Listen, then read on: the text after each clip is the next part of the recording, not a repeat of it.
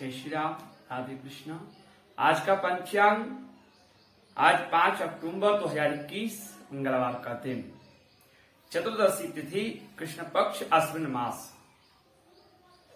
चतुर्दशी तिथि जो है 19:03 तक रहेगी और उत्तरा फाल्गुनी नाम नक्षत्र है, शुक्ल नाम योग है और वृष्टि नाम कर्ण है जो 8:08 तक था।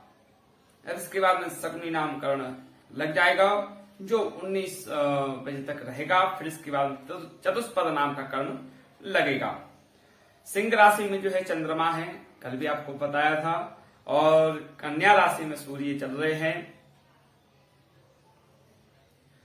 और चंद्रमा जो है 8:16 से जो है कन्या में आ जाएंगे अभी। इसके बाद में दक्षिणायन सूर्य है, पता है, प्लव नाम संवत्सर चल रहा है जिसको उत्तर भारत में जो है आनंद नाम, विक्रम संवत्सर 2078, सागा संवत 1943 है और सूर्य उदय वृंदावन से अगर देखा जाए उत्तर प्रदेश में तो 6:14 पर होगा। इसके बाद में सूर्य नक्षत्र रहेगा हस्त, चंद्र नक्षत्र रहेगा उत्तरा फाल्गुनी, और अगर आज किसी का जन्म होता है तो वह चांदी के पाए से आता है। बाकी चौघड़िया का जो है कल मैंने बताया था कि चल में चक्र चलाइए, उद्योग थालगार, शुभ में स्त्री श्रृंगार करे, लाभ में करो व्यापार, रोग में रोगी स्नान करे, काल करो भंडार, अमृत में काम सभी करो, सहाय करे करतार। इसके बाद में आज का दिशाशूल है उत्तर दिशा में जाना हानिकारक हो सकता है। परिहार, अगर आवश्यकता अनुसार आपको जाना ही है तो आप गुड़ खाकर या घी खाकर जो है, गुड़ अथवा घी खाकर जा सकते हैं। आज शिववास फल जो है शून्य है, तो वह शमशान में वास करते हैं आज के दिन, तो मृत्यु कारक है। भद्रावास, स्वर्गे भद्रा धनम धान्यम, पाताले च धनागमः, मृत्युलोक यदा भद्रा सर्व कार्य विनाशिनी। मृत्यु लोक में जो है सर्व कार्य विनाशिनी है आज की भद्रा, है ना। इसके बाद में चतुर्दशी का श्राद्ध है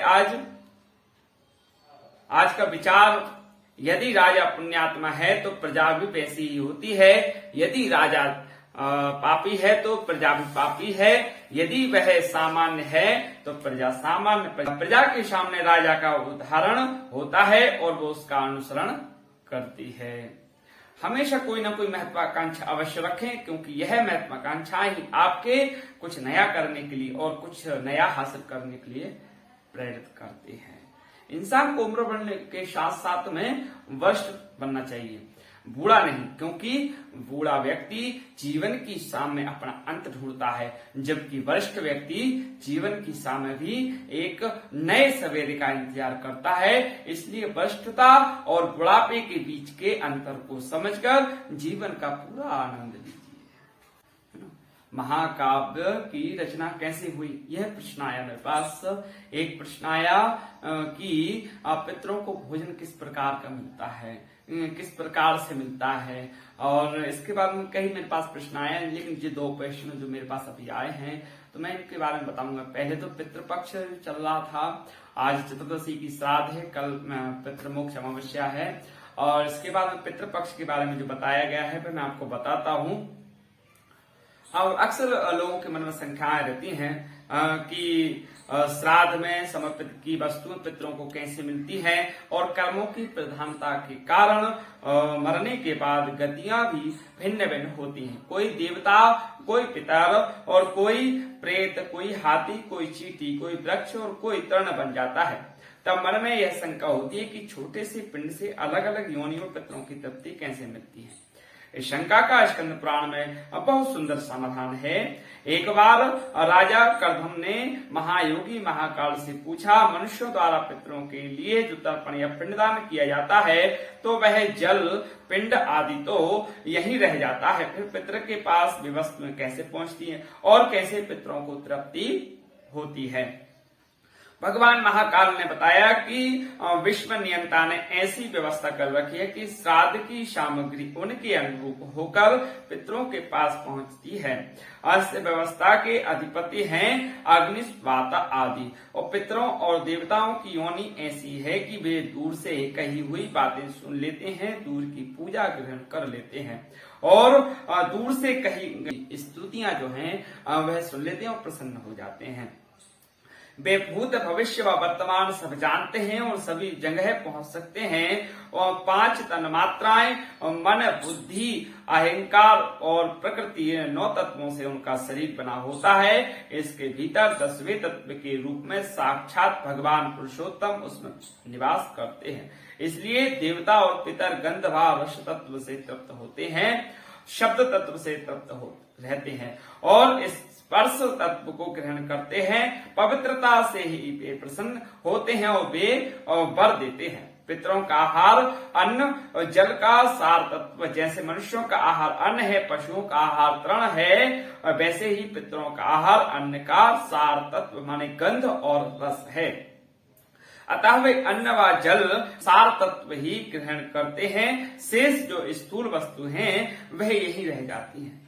किस रूप में पहुंचता है पितरों को आहार? यह मेरे पास प्रश्न आया था। नाम व गोत्र के उच्चारण के साथ जो अन्न जल आदि पितरों को दिया जाता है, विश्वदेव एवं अग्निस्वात यानी दिव्य पितर हव्य कव्य को पितरों तक पहुंचा देते हैं। यदि पितर देव योनि को प्राप्त हुए हैं तो यहाँ दिया हुआ अन्न जो है उन्हें अमृत होकर प्राप्त होता है। यदि गंधर्व बन गए हैं तो वह अन्न उन्हें भोगों के रूप में प्राप्त होता है। यदि पशु योनि में है तो वह अन्न तृण के रूप में प्राप्त होता है।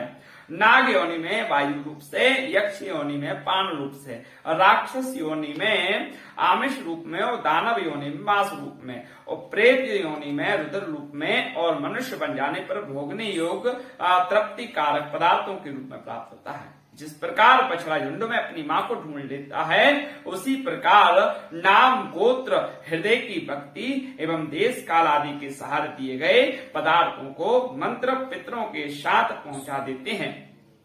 जीव चाहे सैकड़ों योनियों को भी पार क्यों ना कर गया हो, तृप्ति तो उसके पास पहुंच ही जाती है।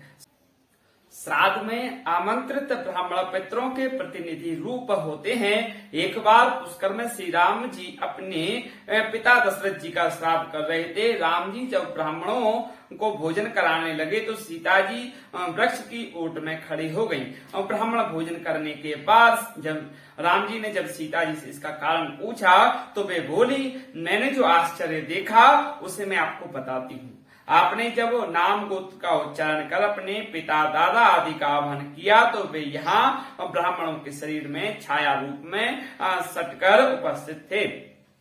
ब्राह्मणों के शरीर में मुझे अपने ससुर आदि पितृगण दिखाई दिए। फिर भला मैं मर्यादा का उल्लंघन कर वहां कैसे खड़ी रहती? इसलिए मैं ओट में हो गई। तुलसी से पिंडार्चन किए जाने पर पितृगण प्रलय पर्यंत तृप्त रहते हैं और तुलसी की गंध से प्रसन्न होकर गरुड़ पर आरोहण होकर विष्णु लोक जाते हैं। पितर प्रसन्न तो सभी देवता प्रसन्न, और श्राद्ध से बढ़कर और कोई कल्याणकारी कार्य नहीं है, और वंश वृद्धि के लिए पितरों की आराधना ही एकमात्र उपाय है। आयु पुत्रान यशः स्वर्ग कीर्ति पुष्टि बलम श्रियम पशून सौख्यम धनम धान्यम प्राप्नुयात पितृ पूजनात्। यम स्मृति श्राद्ध प्रकाश में दिया है। यमराज का कहना है कि श्राद्ध करने से मिलते हैं ये 6 पवित्र लाभ। श्राद्ध कर्म से मनुष्य की आयु बढ़ती है। पितृगण मनुष्य को पुत्र प्रदान कर वंश का विस्तार करते हैं, परिवार में धन धान का अंबार लगा देते हैं, और श्राद्ध कर्म मनुष्य के शरीर में बल और उसकी वृद्धि करता है और यश व पुष्टि प्रदान करता है। पितृगण स्वास्थ्य, बल, श्रेय, धन धान्य आदि सभी सुख, स्वर्ग व मोक्ष प्रदान करते हैं। श्रद्धा पूर्वक श्राद्ध करने वाले के परिवार में कोई क्लेश नहीं रहता, वरन वह समस्त जगत को तृप्त कर देता है।